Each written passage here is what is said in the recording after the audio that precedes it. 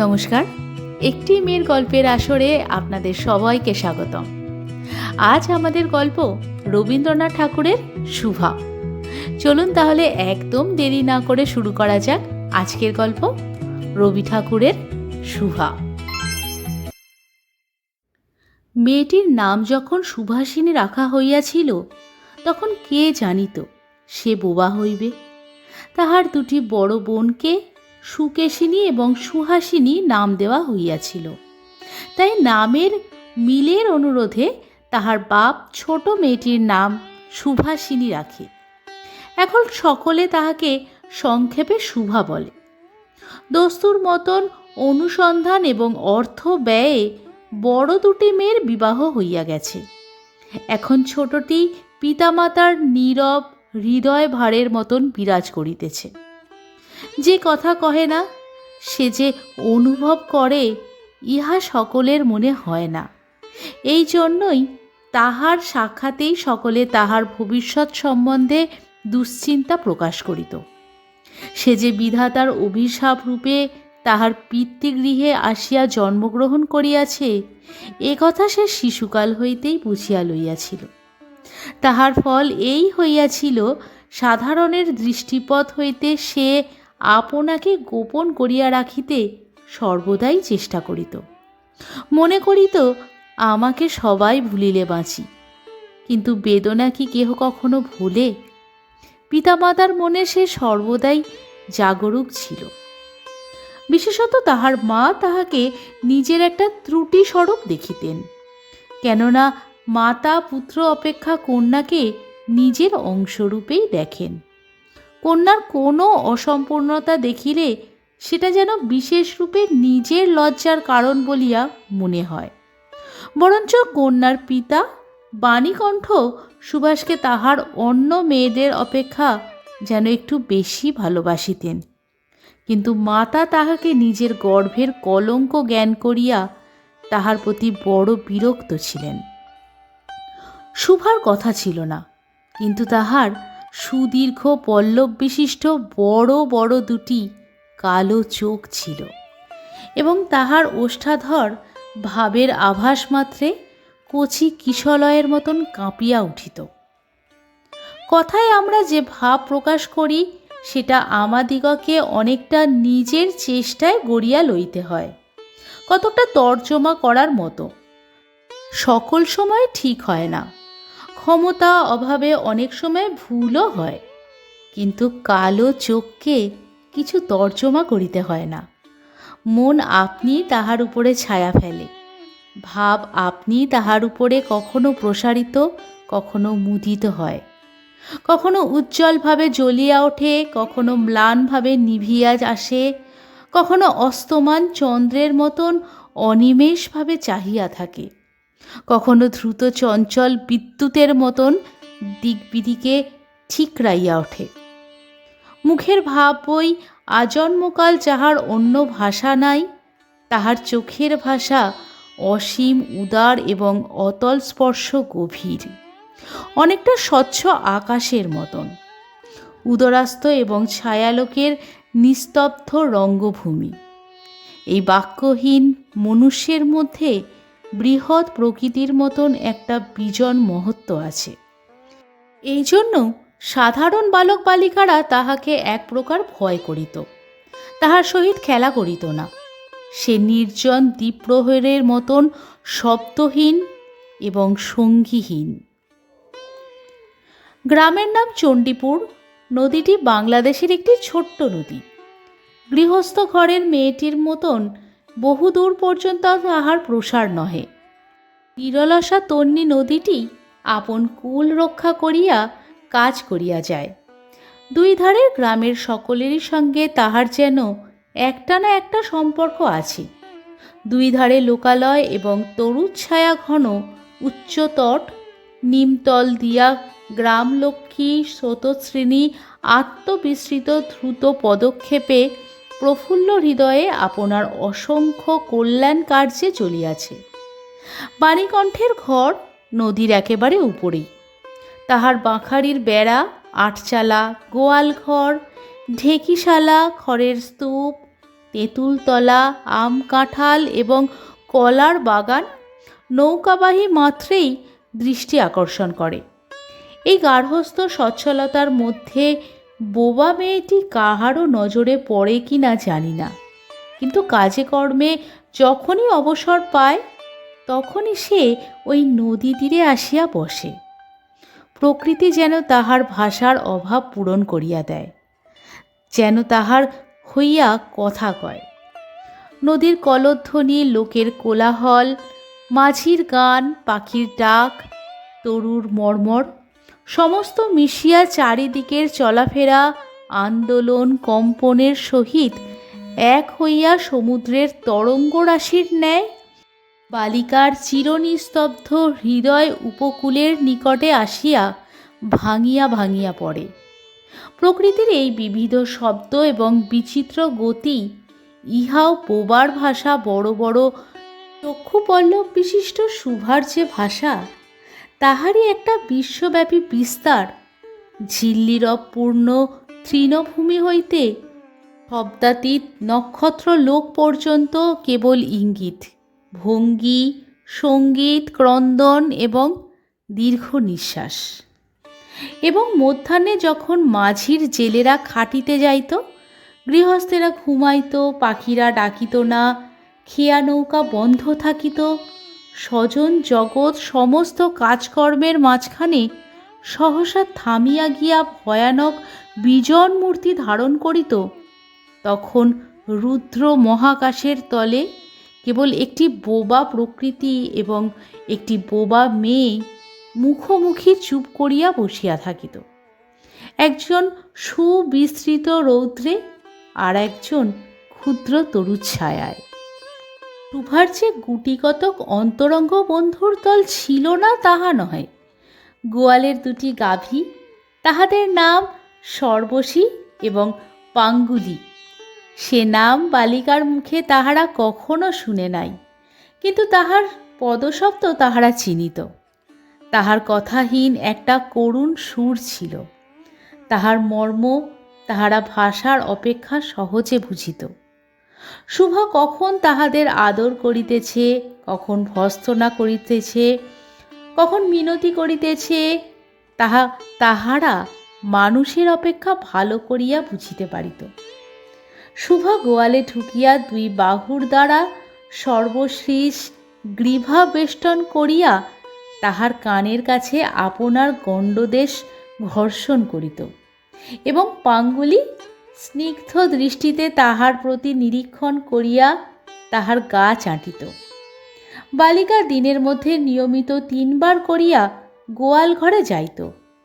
তাহা ছাড়া অনিয়মিত আগমনও ছিল। গৃহে যেদিন কোনো কঠিন কথা শুনিত, সেদিন সে অসময়ে তাহার এই মুখ বন্ধু দুটির কাছে আসিত।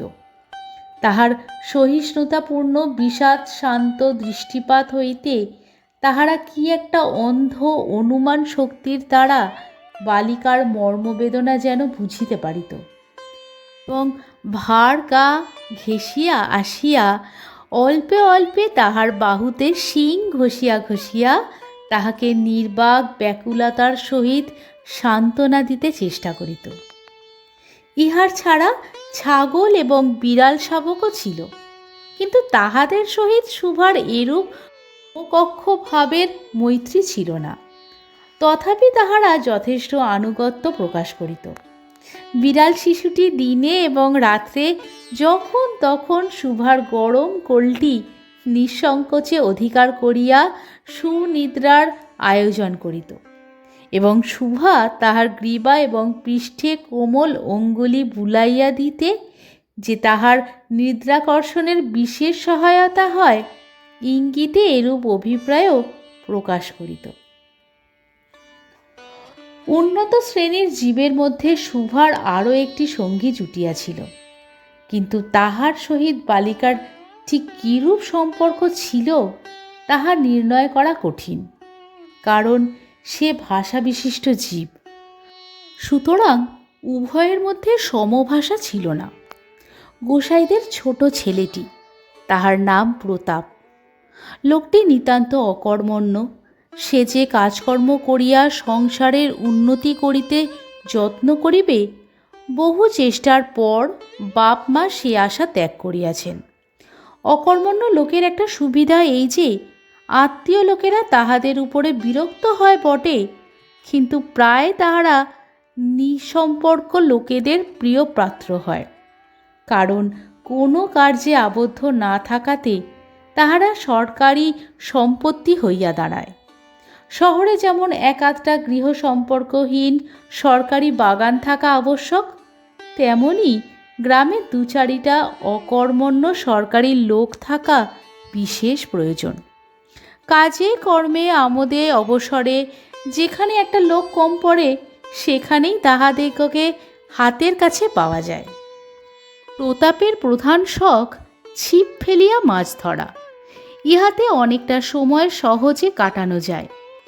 অপরাহ্নে নদী তীরে ইহাকে প্রায় একই কাজে নিযুক্ত দেখা যাইত, এবং এই উপলক্ষে শুভার সহিত তাহার প্রায় সাক্ষাৎ হইত।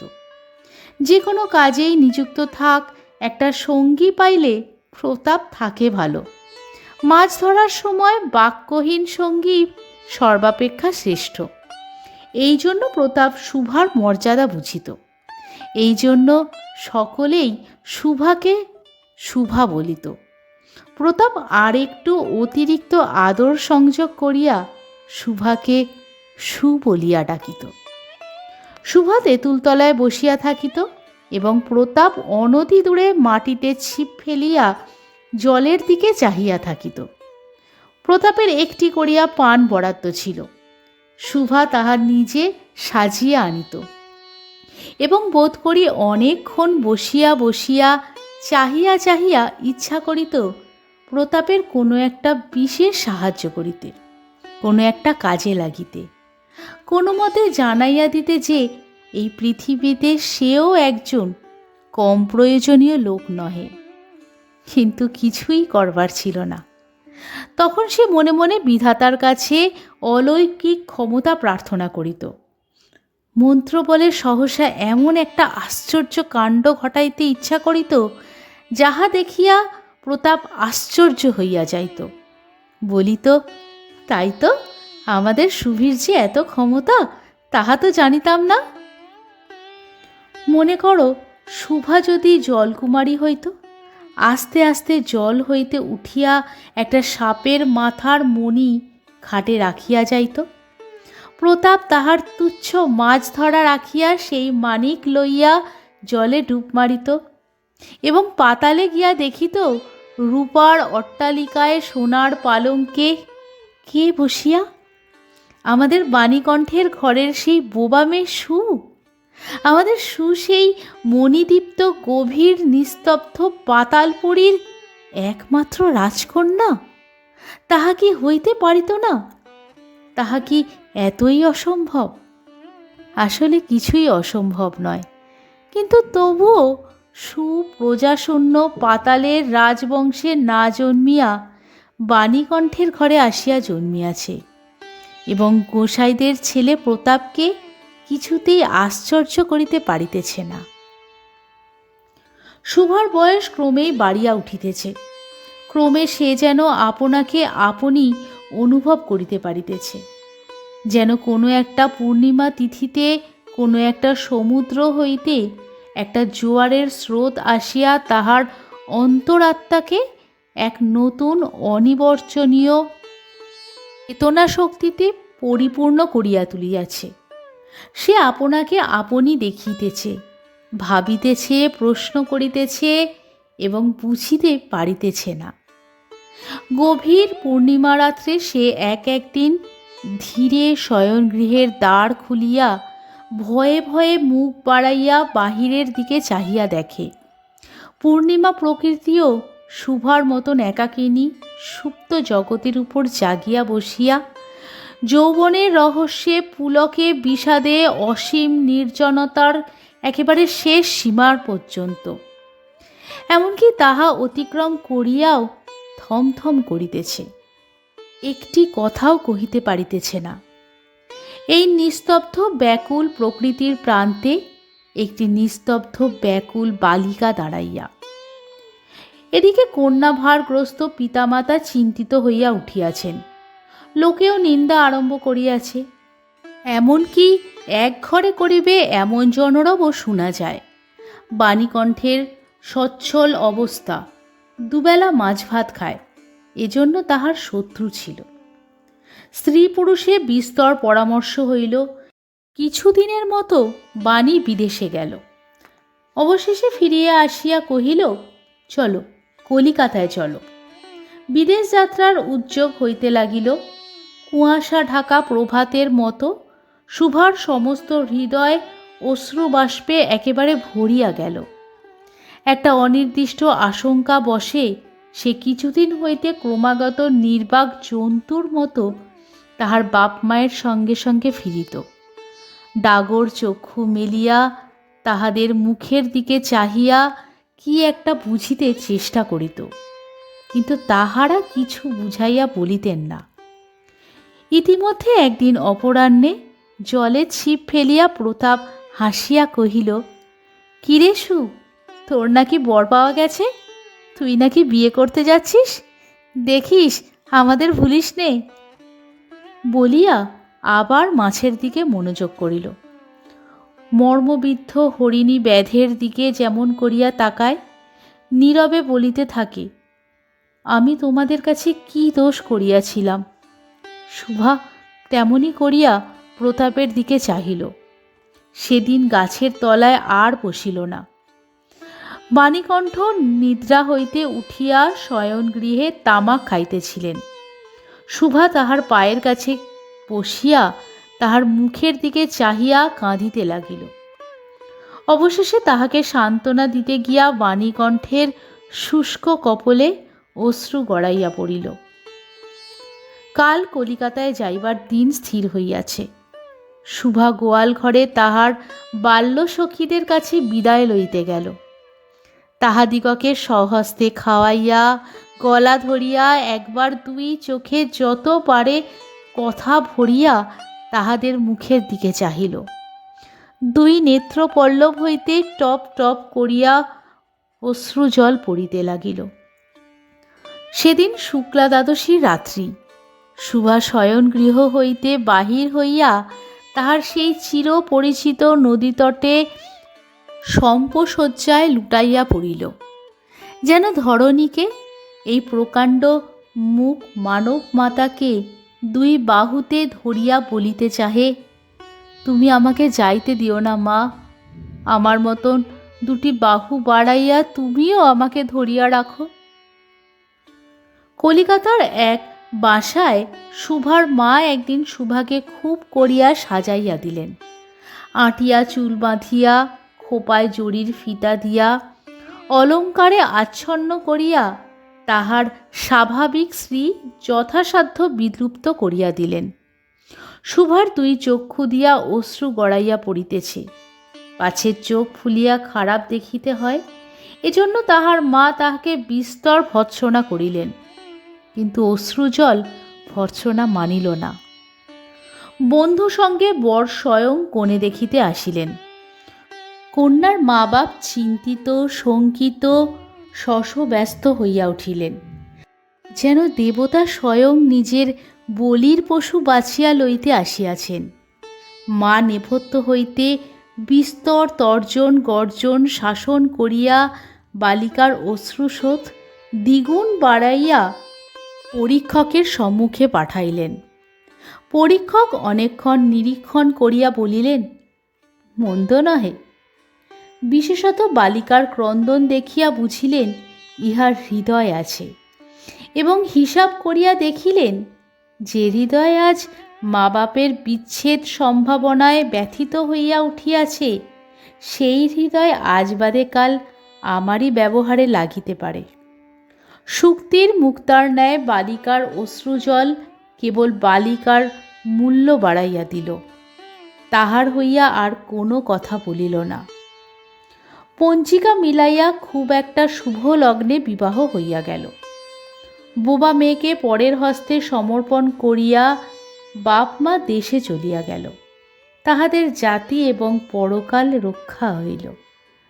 বর পশ্চিমে কাজ করে, বিবাহের অনতি বিলম্বে স্ত্রীকে পশ্চিমে লইয়া গেল।